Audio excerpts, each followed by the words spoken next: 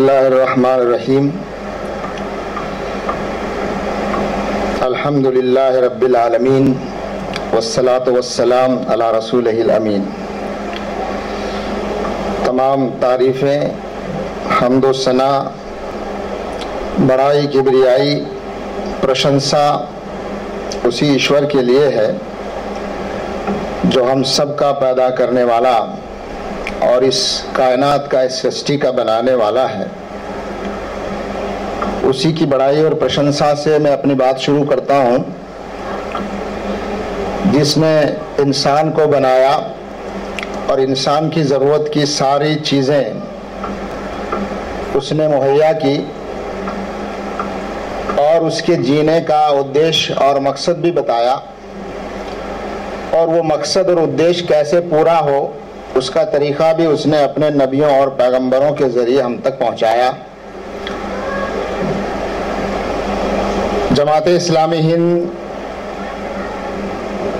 کی جانب سے یہ جو 15 روزہ جاگرتی ابھیان، مسلم پرسنل لا جاگرتی ابھیان یا مسلم پرسنل لا بیداری مہم، وہ اپنے آخری حصے میں داخل ہو چکی ہے، اور اسی کے تحت آج کا یہ سمپوزیم، آج کی یہ وچار گوشٹھی رکھی گئی ہے، اور جگہ جگہ اس طرح کے کاریکرم ہو رہے ہیں پورے دیش میں،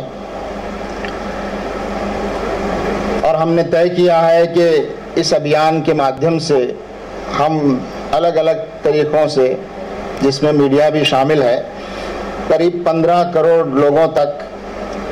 یہ سندیش پہنچانے کی کوشش کریں گے کہ اس ابھیان کے ذریعے ہم کیا چاہتے ہیں۔ اس ابھیان کا ادیش اور مقصد جیسا کہ بتایا گیا کہ بہت سی باتیں اسلام کے بارے میں، اسلامی شریعت کے بارے میں، مسلم پرسنل لا کے بارے میں ایسی ہیں جو خود مسلمان نہیں جانتے، ٹھیک سے نہیں جانتے، یا جانتے ہیں تو غلط جانتے ہیں، اور بہت سے لوگ نہ جاننے کی وجہ سے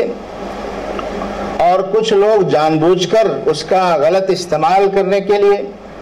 بہت سی ایسی چیزیں کرتے ہیں جو اسلام کے طریقے کے خلاف ہوتی ہے، اور لوگ سمجھتے ہیں کہ یہ اسلام ہے، یہ شریعت ہے، یا یہ پرسنل لا ہے۔ ہمارے بہت سے دوسرے بھائی بھی جن کا اسلام سے سمبند نہیں ہے، وہ بھی بہت ساری غلط فہمیوں کا، بہت ساری شنکاؤں کا، سندیہوں کا شکار ہیں، اور اس کی بڑی وجہ ہم یہ سمجھتے ہیں کہ اس میں بڑا قصور ہمارا خود کا ہے کہ ہم نے صحیح بات ان تک نہیں پہنچائی، اور صحیح بات پہنچانے کی جو ہماری ذمہ داری اور جو ہمارا دائتو تھا، اس دائتو کو ہم نے ٹھیک سے پورا نہیں کیا۔ لیکن یہ بات بھی صحیح ہے، اور کسی حد تک اس بات کو ماننا پڑے گا کہ یہ کوششیں بھی کچھ یوجنا بد طریقے سے کچھ لوگ اور کچھ ورگ، کچھ گروہ، کچھ سنگٹھن کر رہے ہیں، جس کے ادیش الگ الگ ہیں۔ کچھ کا ادیش راجنیتک ہے، اس سے راجنیتک فائدہ اٹھانا ہے، اور کچھ کا ادیش اس سے آگے بڑھ کر کہیں بہت نیگیٹو ہے، جس کا ذکر یہاں بھی آیا ہے الگ الگ طریقوں سے۔ تو اس بات کو بھی ہم نکار نہیں سکتے ہیں، لیکن ہماری کوشش اس ابھیان اور مہم میں یہ ہے کہ ہم مسلم سماج کو بھی سمجھائیں کہ اسلام کا صحیح طریقہ کیا ہے، اور جو غلط طریقے اسلام سمجھ کر اپنائے جا رہے ہیں یا اسلام سمجھ کر غلط چیزوں پر عمل کیا جا رہا ہے، ان کو بھی ہم ٹھیک ٹھاک کرنے کی کوشش کریں، اور دوسری طرف جو غلط فہمیاں اور جو غلط پروپیگنڈا کسی حد تک ہو رہا ہے، اس کو بھی ہم ٹھیک ٹھاک کرنے کی کوشش کریں۔ اور جیسا کہ ہمارے ساتھی اجے کمار جی نے کہا کہ ہمیں اس بات کی کوشش کرنی چاہیے سب کو مل جل کر، مسلمانوں کو بھی، اور اس دیش کے جو نیائے پسند لوگ ہیں، اس دیش کی جو بڑی آبادی، چند لوگوں کو آپ چھوڑ سکتے ہیں، لیکن بڑی آبادی 95% لوگ انصاف چاہتے ہیں، اس دیش میں امن چاہتے ہیں، سب کے لیے برابری چاہتے ہیں، ہم سب مل کر یہ کوشش کریں کہ جو ان مدوں کو اٹھاتے ہیں اور اس کا راجنیتک استعمال کرتے ہیں اور اس کے مادھیم سے سماج کو بانٹنے اور تقسیم کرنے کی کوشش کرتے ہیں، ان سے ان مدوں کو چھین لیا جائے اور ہم واقعی وہ مدے چھیڑیں اور اس طرح چھیڑیں جو سارے دیش واسیوں کے لیے، سارے عوام کے لیے فائدے کے ہوں، مفید ہوں، اور کسی کے بارے میں یہ احساس نہ ہو کسی کو کہ وہ یہاں کمتر درجے کا ناگرک ہے اور دوسرا اس کا درجہ بڑا ہے، کسی کو یہاں کم ادھیکار ہے، کسی کو زیادہ ہے۔ یہ آبھاس اور احساس نہیں ہونا چاہیے۔ ہمارا دستور، ہمارا سنویدھان، جیسا کہ کہا گیا، ظاہر ہے یہ دیش جو ہے اس کی بنیاد اور اس کا آدھار ہمارا سنویدھان ہے، ہمارا دستور ہے، جس نے سب کو برابری کا درجہ دیا ہے، سب کو برابری کا حق دیا ہے، اور یہ ملک اور یہ سرکاریں چاہے جس کی آ جائیں، جس پارٹی کی ہوں، اس دستور اور سنویدھان کی پابند ہیں۔ آج کے جو وشے ہے ہمارا، جس کو ہم نے یہاں رکھا تھا، جینڈر جسٹس اور ہمارا سماج، اور سوسائٹی، کہ یہ عنوان اس لیے رکھا گیا کہ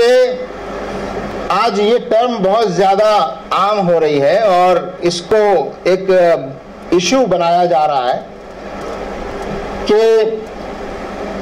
آج جینڈر کی بنیاد پر انصاف نہیں، ناانصافی ہو رہی ہے، ڈسکریمنیشن ہو رہا ہے۔ حالانکہ اگر آپ اس کے لٹرل میننگ کو دیکھیں، شابدک ارتھ کو دیکھیں، تو جینڈر جسٹس صاف طور پر یہ کہتا ہے کہ جینڈر کے آدھار پر نہ عورت کے ساتھ ناانصافی ہونی چاہیے اور نہ ہی مرد کے ساتھ ناانصافی ہونی چاہیے۔ یہ بھید بھاؤ عورت اور مرد کے بیچ جینڈر کی بنیاد پر نہیں ہونا چاہیے، اور بھید بھاؤ تو کسی بنیاد پر نہیں ہونا چاہیے، لیکن جینڈر کی بنیاد پر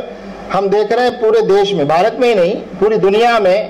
الگ الگ طریقوں سے جینڈر جسٹس، انجسٹس جو ہے وہ ہو رہا ہے،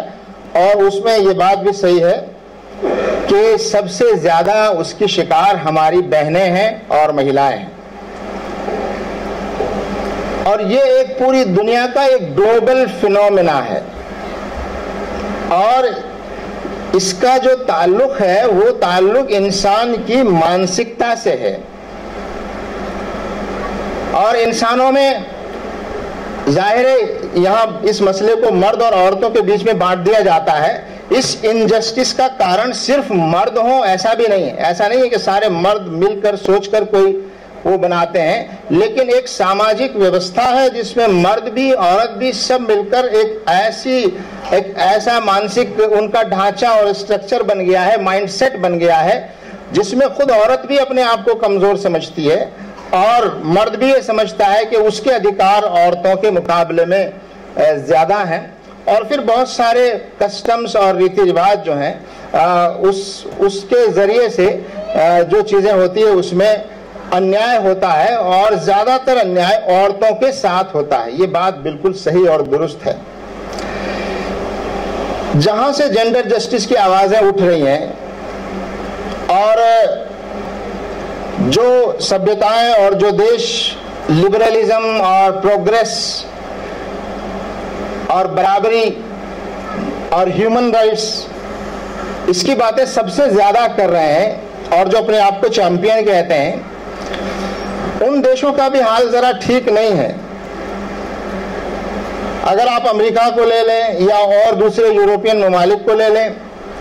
ابھی تک آشچर्य ہے کہ امریکہ جیسے دیش میں کوئی مہیلا ادھیکش، کوئی مہیلا جو ہے وہاں کی پریزیڈنٹ نہیں بن سکی۔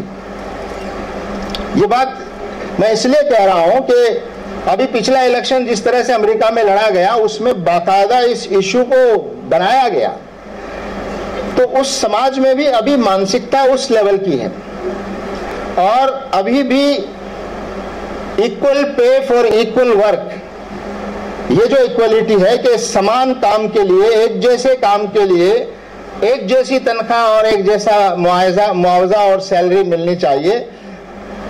اس بات پر ابھی وہ ترقی یافتہ اور وہ ڈیولپڈ کنٹریز بھی ابھی وہاں ایک بہت بڑی سمسیا بنی ہوئی ہے۔ بہت بڑا ایشو وہاں پر یہ ہے کہ عورت اور مرد اگر برابر پوسٹ پر ہیں، برابر کام کر رہے ہیں، ایک جیسا کام کر رہے ہیں، تو ان کی سیلری بھی برابر ہونی چاہیے۔ ابھی بھی ہمارا وہ سماج جس کو ہم سب سے زیادہ آج ہم بھی اس کو آئیڈل ماننے لگے ہیں، ہمارا بھارتی سماج بھی اس کی طرف دیکھ رہا ہے کہ ہم اس کے جیسے بن جائیں، وہاں یہ سمسیا آج تک ایک بہت بڑا ایشو ہے۔ میں اپنا ویکتیگت انوبھو بھی بتانا چاہتا ہوں، اور وہ یہ کہ 22 سال پہلے میرا انگلینڈ جانا ہوا اپنی ریسرچ کے سلسلے میں، اور وہاں تقریباً 1 سال میرا رہنا ہوا اور کئی لوگوں سے میرا انٹریکشن ہوا۔ تو وہاں ایک چھوٹے سے پروگرام میں ایک ہماری بہن، کرسچن بہن تھی، ان سے ہماری ملاقات ہوئی، وہ اسکول کی پرنسپل تھی۔ تو بات چیت کے دوران انہوں نے بتایا کہ میں جس اسکول کی پرنسپل ہوں اس اسکول میں 25% بچے ایسے ہیں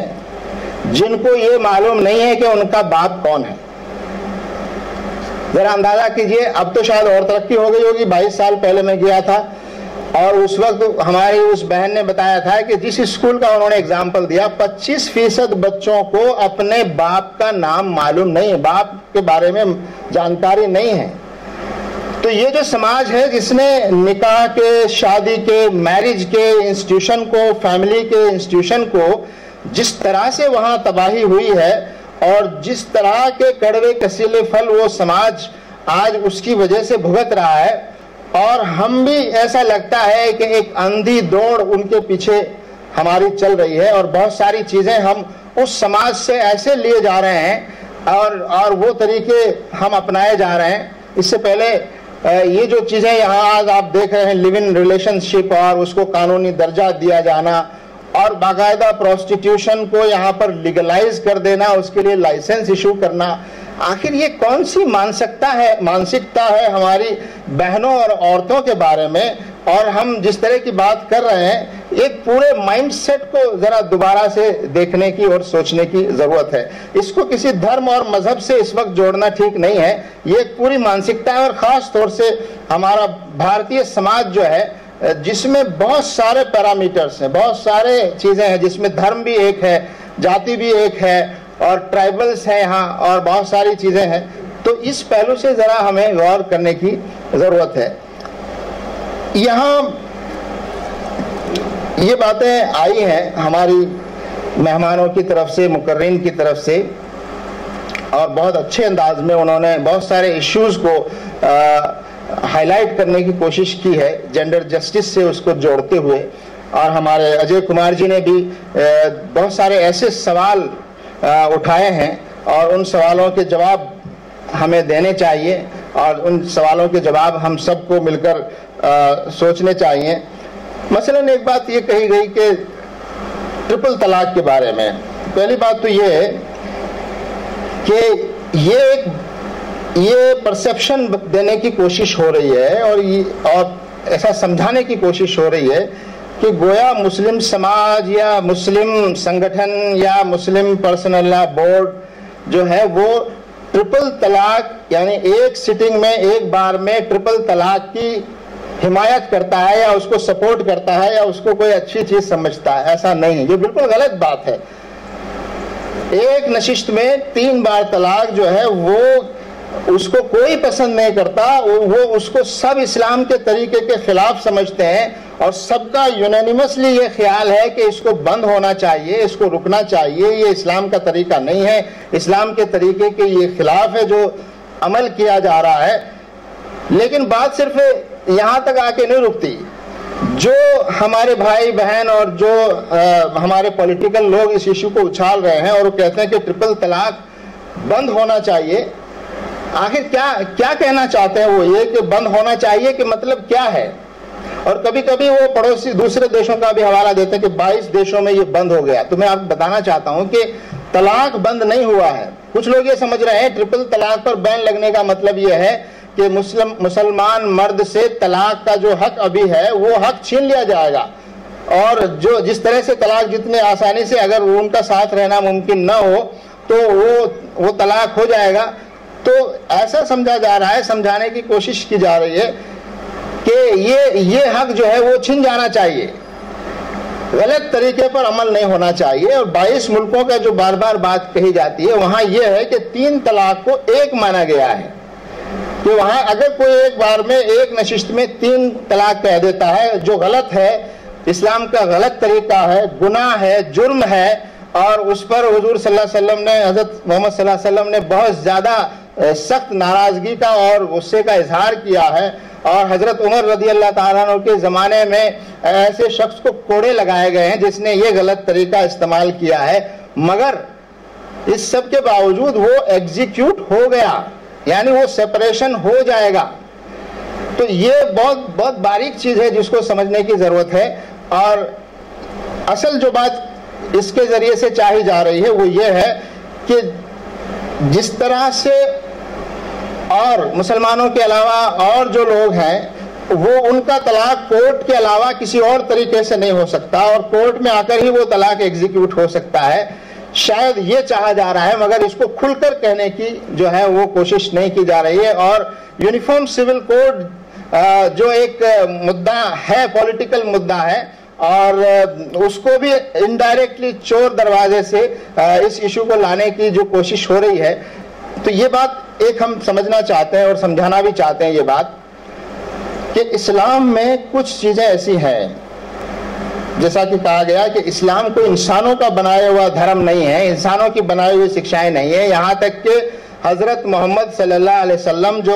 اسلام کے آخری نبی اور پیغمبر تھے اور جن پر قرآن نازل ہوا، جن پر قرآن اوترت ہوا، ان کو بھی یہ حق اور ادھیکار نہیں تھا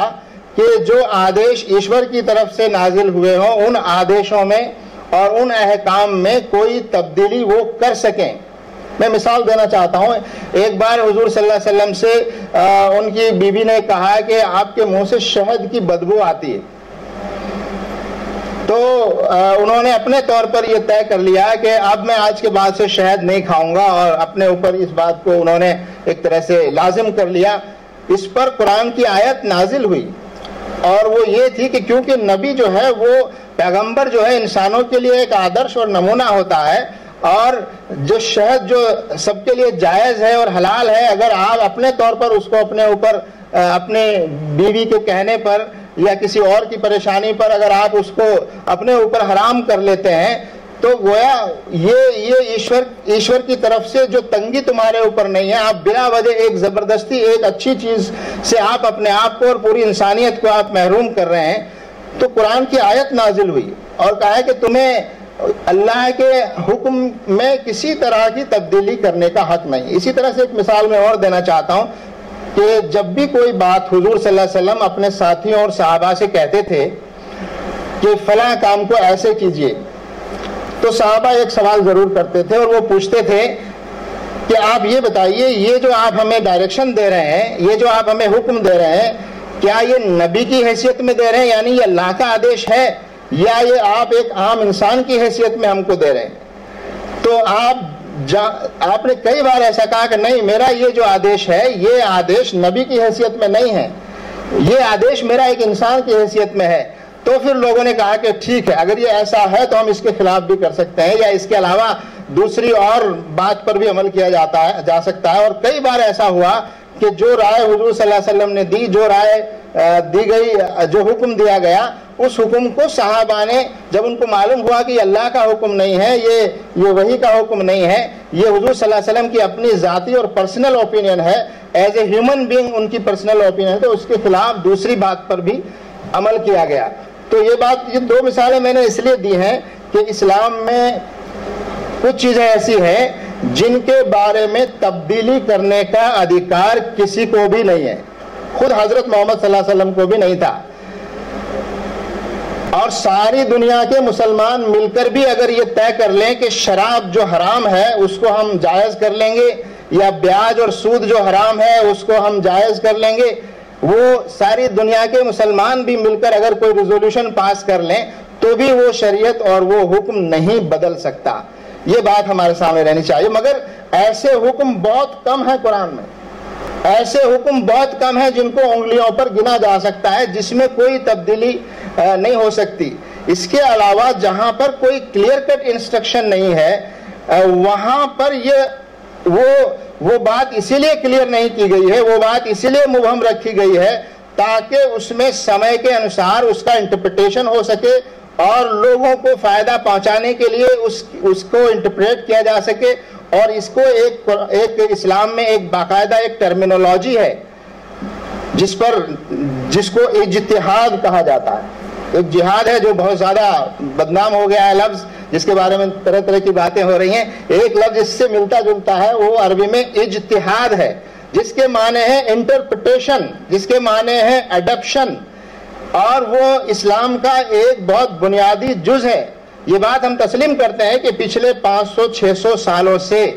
مسلم امت نے حالات کے مطابق بہت ساری چیزوں میں جس طرح سے اجتہاد کرنا چاہیے، جس طرح سے انٹرپریٹیشن کیے جانے چاہیے، وہ رفتار دنیا کی تیز رفتاری کے مقابلے میں کم رہی ہے، اور بہت ساری چیزوں کو جو اسلام کا حصہ نہیں ہے، جو لوگوں کی اوپینین ہے یا اس وقت کا کوئی کلچرل یا رواج ہے، اس کو اسلام بنا دیا گیا ہے یا اسلام سمجھ لیا گیا ہے۔ اس لیے آج ایک بہت اہم بات یہ ہے کہ ہمیں دو چیزوں کو بالکل الگ الگ کرنا پڑے گا، بلکہ تین چیزیں ہیں۔ ایک چیز ہے وہ پیور اسلامک انسٹرکشن جو خدا کی طرف سے اور ایشور کی طرف سے آئی ہے، جس کے بارے میں کسی بھی ترمیم کی گنجائش نہیں ہے، اور وہ بہت کم چیزیں ہیں۔ اور ایک وہ ہے جو ٹریڈیشن سے، رواج سے، ماحول سے کوئی چیز چل پڑی ہے، اور اسلام کے ماننے والے مسلمان جو ہے اس پر عمل کرنے لگے ہیں، اور اس میں سے بہت سی چیزیں ایسی ہیں اس کلچرل چیزوں میں جو اسلام کے نام سے جانی جانے لگی ہیں مگر وہ اسلام کا حصہ نہیں ہے۔ تو ان دونوں چیزوں کو جب تک آپ الگ نہیں کریں گے تو جو دوسرا پارٹ ہے جو لوگوں نے اپنے طور پر اڈاپٹ کیا ہے یا کلچر سے آ گیا ہے یا انسانی انٹرپریٹیشن سے جو چیز آئی ہے، ان چیزوں میں بار بار انٹرپریٹیشن ہوگا، اس کے نئے پہلو سامنے آئیں گے، اس کے نئے مطلب نکالے جائیں گے، اس کو امپلیمنٹیشن کرنے کے جو نئے طریقے ہیں حالات کے مطابق ایجاد ہوں گے، اور لوگ کر رہے ہیں۔ مگر یہ بات صحیح ہے جس کو ہمیں ماننا چاہیے، یہ جو پروسیس ہے اجتہاد کا، جو بہت سائنٹیفک ہے اور بہت ایک پرنسپل کے آدھار پر ہے، جو پرنسپل قرآن میں دیے گئے ہیں، وہ جو پروسیس ہے زمانے کی رفتار کے مطابق نہیں ہوا، اور اس میں کوتاہی ہوئی ہے، اور بہت ساری چیزیں پائل اپ ہو گئی ہیں، اور اسی لیے یہ غلط فہمیاں جو ہے وہ پیدا ہو رہی ہیں۔ اسی لیے جب بار بار یہ بات کہی جاتی ہے کہ سب لوگ اپنے مذہب کے بارے میں اور اپنی چیزوں کے بارے میں بدلاؤ لانے کے بارے میں ان کو کوئی پرابلم نہیں ہے، ہر سماج جو ہے بدلاؤ لا رہا ہے، ہر سماج میں تبدیلی آ رہی ہے، آخر مسلمان تبدیلی کے خلاف کیوں ہے؟ آخر مسلمان تبدیلی کیوں نہیں چاہتا؟ یہ بات بالکل غلط ہے، اور یہ بات بالکل واستوکتا سے پرے ہے۔ ایسا نہیں ہے۔ مسلمان صرف ان چیزوں میں تبدیلی کا ویرودھی ہے جو سیدھے سیدھے قرآنک آدیش سے اور جو وحی کے ذریعے اور اسلام میں جو ایشوریہ جو مارگ درشن ہے، جس میں اللہ کا کلیئر کٹ انسٹرکشن ہے، جس میں سے 2 کی مثالیں میں نے آپ کو دی ہے، ایسی اور بھی چیزیں ہیں۔ ان کے علاوہ ہر چیز کے بارے میں اسلام نے نہ صرف یہ کہ اس کو اڈاپٹ کیا ہے، بلکہ دنیا کو ایک پوری گائیڈنس اور رہنمائی بھی دی ہے۔ تو یہ دونوں پہلوؤں کو الگ الگ کر کے دیکھنے کی ضرورت ہے۔ ایک اور بات اس موقع پر مجھے عرض کرنی ہے، وہ یہ ہے کہ مسلمانوں کے عمل اور مسلمانوں کے رویے اور بعض چیزوں میں مسلمانوں کا جو آچرن ہے، اس کو کبھی کبھی اسلام سمجھ لیا جاتا ہے۔ اگر مسلمان کسی اسلامی شکشا کو غلط طریقے سے عمل کر رہا ہے یا صحیح طریقے پر عمل نہیں کر رہا ہے، اس کو اسلام سمجھ لینا اور اس کو پورا اسلام کا ایک حصہ بنا دینا، اور پھر اس کے بارے میں یہ کہنا کہ اس کو بدلنا چاہیے، یہ بات صحیح ہے کہ وہ جو غلط چیزیں ہو رہی ہیں وہ بدلنا چاہیے، لیکن اسلام کو سمجھنے کے لیے جو اسلام کے بنیادی جو سورس ہیں، ان بنیادی سورسز کی ہی طرف ہمارا رجوع ہونا چاہیے۔ اسلام کو اس کے اوریجنل سورسز سے، خود مسلمانوں کو بھی اسی سے سمجھنا ہوگا اور دوسرے لوگوں کو بھی اسی سے سمجھنے کی کوشش کرنی ہوگی۔ تو ہمارا یہ جو فرق ہے، اور یہ کبھی کبھی جو ہم دونوں چیزوں کو مکس کر دیتے ہیں، اسلام کی تعلیمات کو اور مسلمانوں کے عمل اور مسلمانوں کے آچرن کو، جو کہیں کہیں اسلام کی شکشاؤں کے خلاف بھی ہوتا ہے، تو اس کو الگ الگ کر کے ہم دیکھیں گے تو بہت ساری سمسیائیں آسانی سے ہم کو سمجھ میں آ جائیں گی۔ میں اس موقع پر یہ بات بھی عرض کرنا چاہتا ہوں کہ جیسا کہ اسلام میں بہت جو چیزیں زیادہ ڈسکشن کا ایشو بنی ہیں، ان میں ایک تو یہ طلاق کا ایشو ہے جو میں جس کا ذکر کیا ہے، اور خود مسلمان چاہتے ہیں کہ 3 طلاق بند ہونی چاہیے. خود مسلمان چاہتے ہیں کہ 3 طلاق کا جو طریقہ ہے وہ غلط ہے, اسلام کے مطابق نہیں ہے. لیکن اس کے لیے جو راستہ بتایا جا رہا ہے اور جس طرح کا جال بعض لوگوں کی طرف سے پھیلایا جا رہا ہے وہ یہ ہے کہ اس کی آڑ میں آپ طلاق ہی کو ختم کر دینا چاہتے ہیں. اس کی آڑ میں آپ طلاق کے اس پروسیس کو سیدھے کورٹ کے ذریعے کرنا چاہتے ہیں, اور اس کے علاوہ کوئی بھی طلاق کا پروسیس ہوگا تو وہ ویلڈ نہیں ہوگا. تو یہ بات جو ہے یہ بات بہت خطرناک ہے کہ آپ کسی چیز کو لانے کے لیے کسی اور طریقے سے اس پر عمل کریں. تو میں سمجھتا ہوں کہ ہم یہ بات سمجھانے میں شاید پوری طرح کامیاب نہیں رہے, اور اسی لیے ہم نے محسوس کیا کہ ایک مہم چلائی جانی چاہیے جس میں ہمارا جو سٹینڈ ہے, اسلام کا جو سٹینڈ ہے وہ سمجھ میں آنا چاہیے. ایک اور سوال یہ کیا جاتا ہے کہ مسلمانوں میں 1 سے زیادہ شادیوں کا رواج ہے, ملٹیپل پولیگیمی جو ہے کہ, اور یہ بتانے کی کوشش ہوتی ہے کہ گویا ہر مسلمان 4 شادیاں کرتا ہے, اور بڑی تعداد میں ایسے لوگ پائے جاتے ہیں. پہلی بات تو اسٹیٹسٹیکلی یہ بات بالکل غلط ہے. اگر آپ صرف دلی میں بھی آپ سروے کر کے دیکھ لیں گے 1 سے زیادہ شادیوں کے کیسز کو, تو میں سمجھتا ہوں کہ مسلمانوں سے زیادہ دوسرے کہیں اور نظر آئیں گے آپ کو, جبکہ مسلمانوں کو اس کا آدیش نہیں دیا گیا. 4 شادی کوئی آدیش نہیں ہے. 4 شادی جو ہے وہ ایک ساماجک مسئلے کا حل جو اس زمانے میں بھی تھا, آج بھی ہو سکتا ہے, اور آئندہ آنے والے زمانے میں یہ مسئلے اور بھی زیادہ پیدا ہو سکتے ہیں. اس مسئلے کا ایک پرماننٹ حل بتایا گیا تھا, اور وہ یہ ہے کہ اگر کسی وجہ سے مہیلاؤں کی سنکھیا یا تو زیادہ ہو یا بہت سارے ایسے حالات پیدا ہو جائے تو عورتیں جو ہیں وہ بغیر شوہر کے رہیں, عورتیں جو ہیں اکیلی رہیں, اور تو اس میں زیادہ بہتر یہ ہے, زیادہ انصاف کا تقاضا یہ ہے کہ وہ لیگلی ایک دوسرے مرد جو ہیں ان کی ذمہ داری لیں اور لیگلی ان کو اپنے نکاح میں لیں, اور اس کے لیے باقاعدہ پھر کہ یہ سنکھیا 4 سے زیادہ نہیں ہو سکتی. یہ بات بھی میں عرض کرتا چلوں کہ جب یہ آیت نازل ہوئی, اس سے پہلے عرب میں جو رواج تھا وہ یہ تھا کہ اس کی کوئی لمٹ نہیں تھی. ایک آدمی 10 20 اور سینکڑوں, بلکہ جو اور کہانیاں ہیں اس میں تو اور بھی بڑی تعداد ملتی ہے اگر آپ دوسری چیزوں کو دیکھنا شروع کریں تو اسلام نے یہ کہا کہ یہ تم کر سکتے ہو بشرطے کہ تم سب کے ساتھ انصاف کر سکو. شرط لگائی گئی ہے, اور انصاف نہ ہونے کی شکل میں تم اللہ کی نگاہ میں مجرم قرار پاؤ گے, دوشی قرار پاؤ گے, سزا پاؤ گے اگر تم نے انصاف نہیں کیا. اور اگر انصاف نہیں کر سکتے ہو تو آگے کے سینٹنس میں یہ بھی کہہ دیا, اگر انصاف نہ کر سکتے ہو تو پھر تم ایک ہی پر جو ہے صبر کرو اور ایک ہی کے ساتھ اپنا رشتہ رکھو. لیکن وہ ایک پرمیشن ہے, ایک اجازت ہے, خاص حالات میں ہے, اور کبھی کبھی ایسے حالات آج بھی پیدا ہو جاتے ہیں, آج بھی پیدا ہو سکتے ہیں. اور وہاں پر ایسے بھی حالات ہیں کہ خود جو پہلی بیوی ہے وہ اپنے شوہر سے ریکویسٹ کرتی ہے کہ بھئی یہ مسائل ہیں, آپ ایک شادی اور کر لیجئے. ایسے کیسز بھی آپ کو مل جائیں گے. لیکن اس کے باوجود بھی شرط یہ ہے کہ انصاف کر سکو, ان کے درمیان انصاف کرنا یہ جو ہے وہ بنیادی شرط ہے. تو یہ جو بات, تیسری بات ایک اور کہی جاتی ہے, اور وہ ہے جیسا کہ ذکر بھی کیا گیا کہ اسلام نے عورت کو سب سے پہلے, آج سے 1400 برس پہلے, جب عورت کی کوئی انڈیویجول آئیڈینٹی نہیں تھی, جب عورت کی کوئی اپنی پہچان نہیں تھی, وہ ایک یدھ میں جیتے جانے والا ایک مال سمجھا جاتا تھا. اگر یدھ ہوا تو عورتیں جو ہے وہ جیت کر باندھی بنا لی جاتی تھی, بازاروں میں بیچی جاتی تھیں, اور کسی کے گھر میں پیدا ہوئی تو پیدا ہونے کے بعد مار دیا جاتا تھا.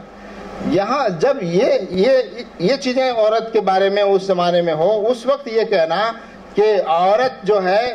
عورت اور مرد کے درمیان اسپریچولی اور خدا کی نگاہ میں کریشن کے حساب سے کوئی فرق نہیں ہے. قرآن یہ کہتا ہے کہ جو عورت نیک کام کرے گی اس کو اس کا بدلہ ملے گا, جو مرد نیک کام کرے گا اس کو اس کے مطابق بدلہ ملے گا, اور اس میں کوئی فرق جو ہے نہیں کیا جائے گا. تو عورت کو ایک آئیڈینٹی دی, اور اس کو یہ حق دیا کہ اس کی مرضی کے بغیر نکاح نہیں ہو سکتا, اور اس کی شرطوں پر نکاح ہوگا.